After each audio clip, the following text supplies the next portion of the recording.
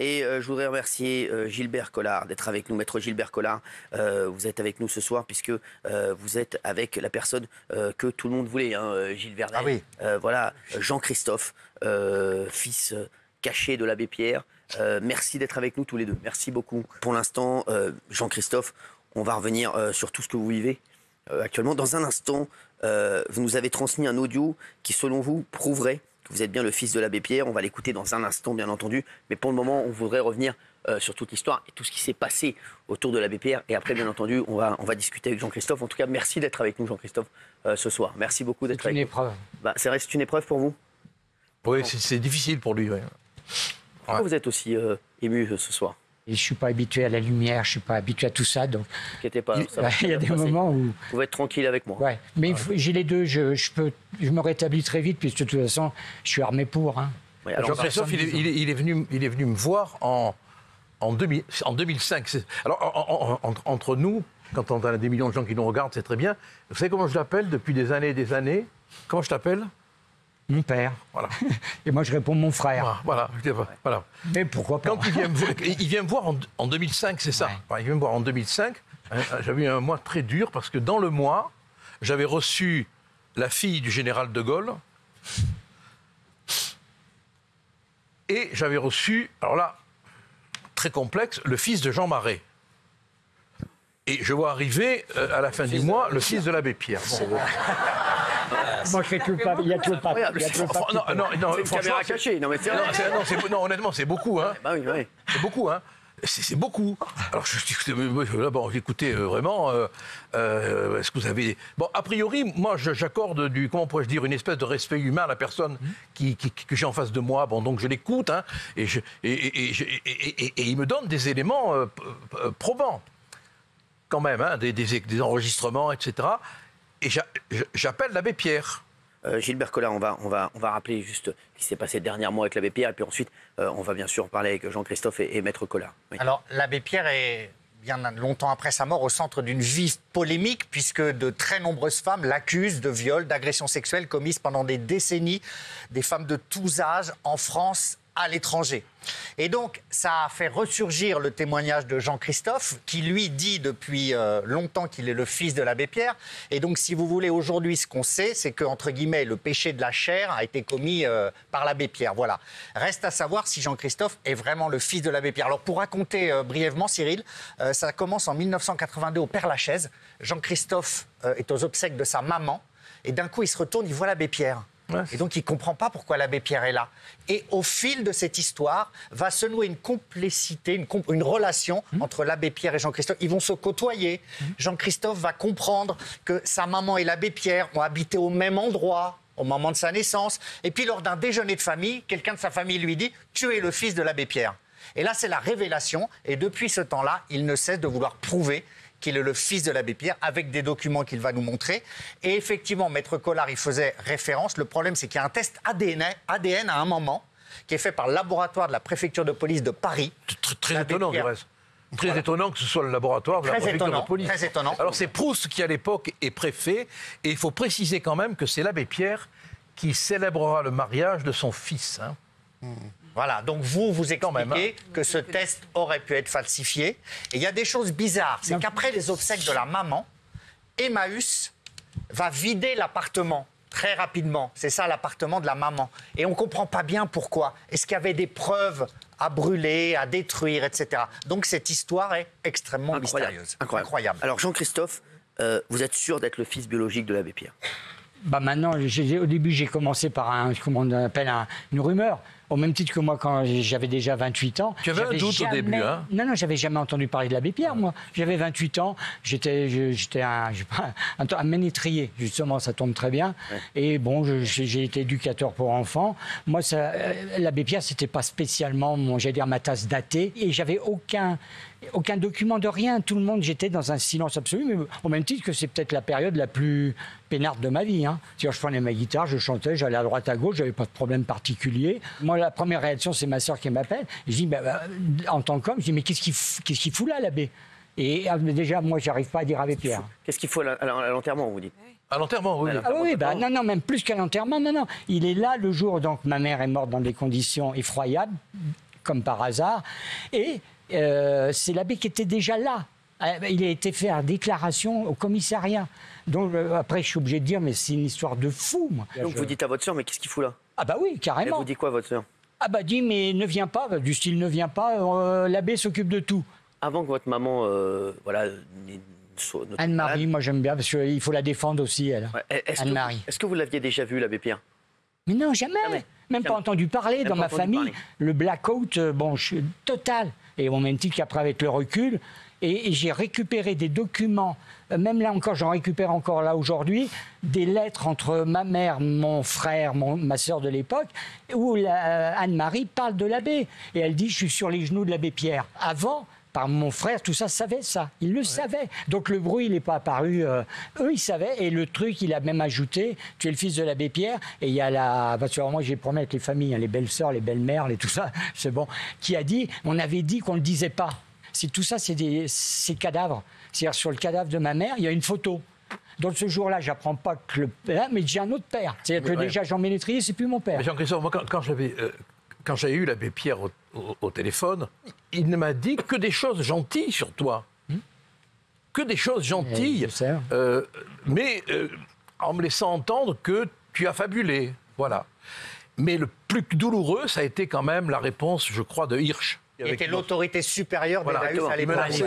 menaçait de solutions psychiatriques. Quoi, voilà. Alors, ça m'avait... Parce que quand même, on oublie l'abbé Pierre de dire, on oublie qu'il y avait Kouchner, qu'il y avait Hirsch autour, bon... Et vraiment, tout ce monde-là n'a pas été très gentil avec toi. Hein. Ah bah, c'est le moins qu'on puisse dire. Alors, et si le plus gentil, là aussi, paradoxe de ma vie, bah, c'est l'abbé. vous disiez quoi? Du style, Jean-Christophe, je t'ai pas dit que tu étais mon fils, mais va pas dire que je l'ai pas dit.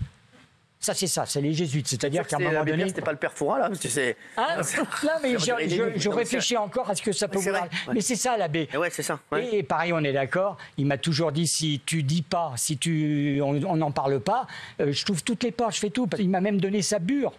Parce que, oui, d'accord, je vais faire son musée. Hein, à partir du fameux test ADN. Moi, je dis pas qu'il est faux. Bien l'avoir, la parce bure qu'on ne peut Pierre, pas ça. Mais par contre, c'est bidonné. C'est-à-dire qu'il ne se fait pas légalement. Moi, j'y connais rien. Je ne sais pas comment on doit réaliser un test de paternité. Vous en a voulu de faire un test ADN ou pas?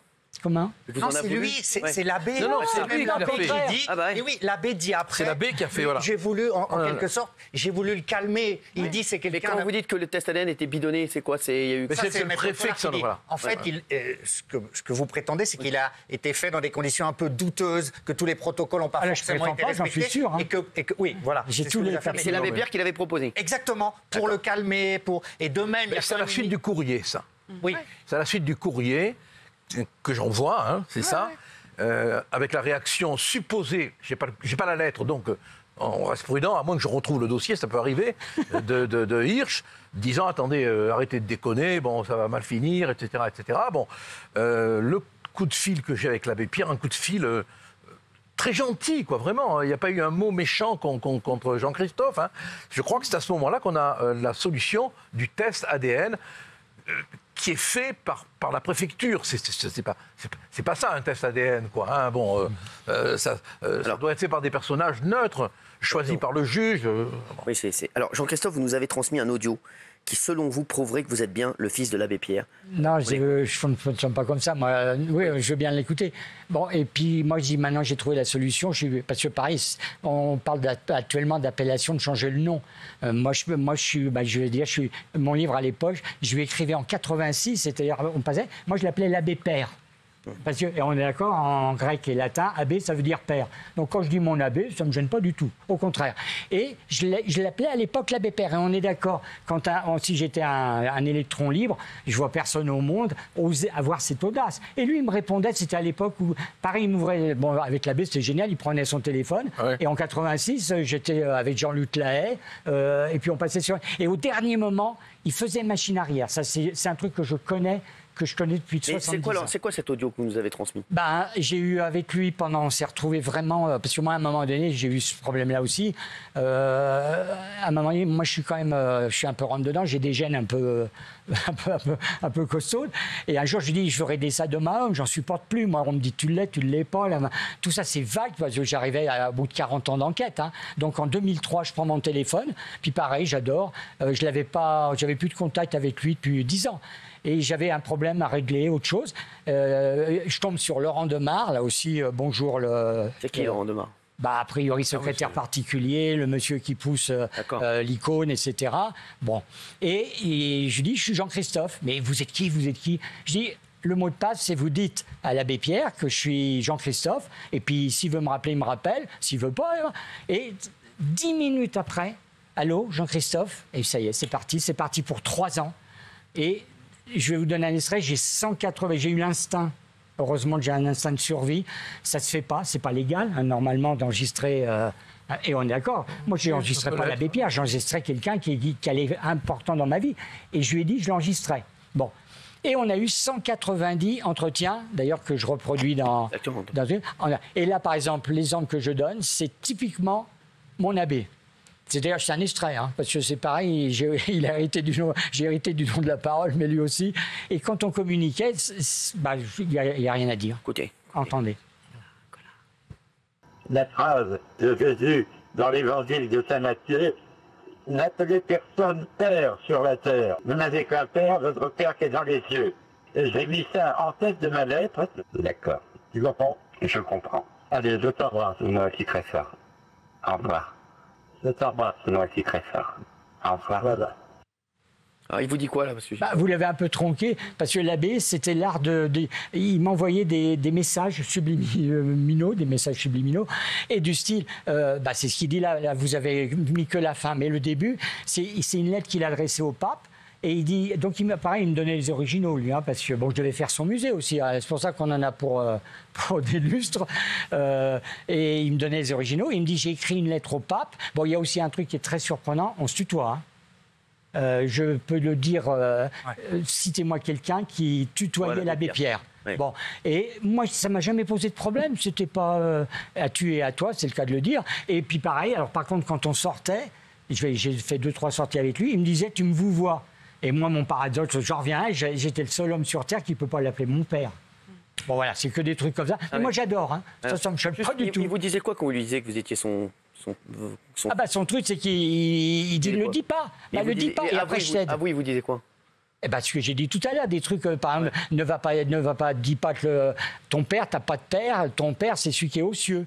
Et puis après, il dit, j'ai mis à la place que je suis ton frère. Alors, il m'a envoyé des déquillasses en disant, on parle d'entre nous de mon frère. Et son truc, c'était, ne va pas dire, ne le dis pas. Si tu le dis pas, si tu dis plus ça. Alors après, la preuve, c'est qu'après ce fameux test ADN, je dis bien ce fameux test ADN, il m'a ouvert toutes les portes. Je pouvais faire son musée, il m'a tout donné.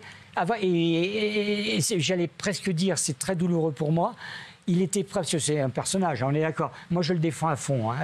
Je ne supporte pas le bonhomme, j'allais dire le mec, mais l'humain, il avait quelque chose de... C'est pour ça qu'il a bâti une œuvre aussi formidable. Il avait ce truc-là, puis moi, là, quand je le revois, ça m'émeut. Bon, et attends que j'en étais... ça part toujours dans les... J'ai tellement de choses à dire. Quel mystère. Hein. Il disait à la fois une chose et son contraire. Voilà, c'était ça. C'est qu'effectivement, si tu le dis pas et qu'on le dit à personne, je trouve toutes les portes. Et effectivement, c'est le miracle d'Abbé Pierre, je suis obligé de parler de miracle. Il prend son téléphone, par exemple, je fais la chanson pour enfants, hein, depuis toujours. J'en avais marre des chansons un peu à la con qu'on propose aux gosses, les coccinelles, les trucs comme ça. Moi, j'écris des chansons, brut en brut, je prends mon crayon, paf, une chanson. Et je lui ai dit à l'abbé, tiens, ça serait bien que les petits chanteurs de la Croix de Bois le fassent, parce que moi, je suis un peu comme lui, j'ai lu. Hop, t'as mon abbé qui prend le téléphone, allô, l'abbé Pierre, tout de suite, allô, l'abbé Pierre, pas tout s'y joue. Il m'obtient un rendez-vous le soir même. Bon, moi, on y va, j'y vais avec mes petites chansons. Et entre-temps, j'ai appris qu'à nouveau, je ne sais pas comment les appeler, le consortium ou je ne sais pas quoi, ils avaient annulé le rendez-vous que j'avais avec les petits chanteurs de la Croix de Bois. Et c'était ça, c'est-à-dire ils me donnaient quelque chose et eux, avec le fameux test, ils me reprenaient en disant, et même ils le reprenaient en disant, mais vous à faire ça, vous avalisez Gilles Vernet. L'affection que l'abbé Pierre a eue pour vous, personne ne peut le nier. Les conversations téléphoniques, Ah oui, non, les c'est documents, les indiscutable. lettres, la proximité pendant des années. Mais à un moment, il rencontre l'ancien directeur du Pèlerin, un magazine catholique, et il lui dit « Il ne m'est arrivé aucune union avec sa mère », en parlant de votre maman. Pourquoi il aurait démenti comme ça auprès d'interlocuteurs s'il était vraiment votre père? Alors Gilbert, vous pouvez pas répondre aussi. Hein. Si, je peux répondre, moi. À l'heure actuelle, ce qui me choque le plus dans l'histoire très moderne de l'abbé Pierre, hein, parce que c'est le confluent de tous les paradoxes que nous vivons, hein, c'est vrai, hein, c'est vraiment une histoire qui est confluente de tout ce qu'on vit, bon, hein, c'est qu'il soit resté prêtre. Et j'en ai discuté avec beaucoup de monde. C'est le pouvoir. C'est le pouvoir. Et s'il n'était plus prêtre, il perdait le pouvoir. Le pouvoir de dire, le pouvoir de faire, le pouvoir d'influencer, le pouvoir d'être. Or, reconnaître qu'il avait fait un enfant, c'était perdre le pouvoir d'être prêtre. Il ne l'était plus. On est dans une histoire, une fois de plus, de pouvoir médiatique, politique, alors pour l'environnement aussi, financier, prestigieux, car tous ces gens ont fait des carrières grâce à l'abbé Pierre, il ne faut quand même pas l'oublier.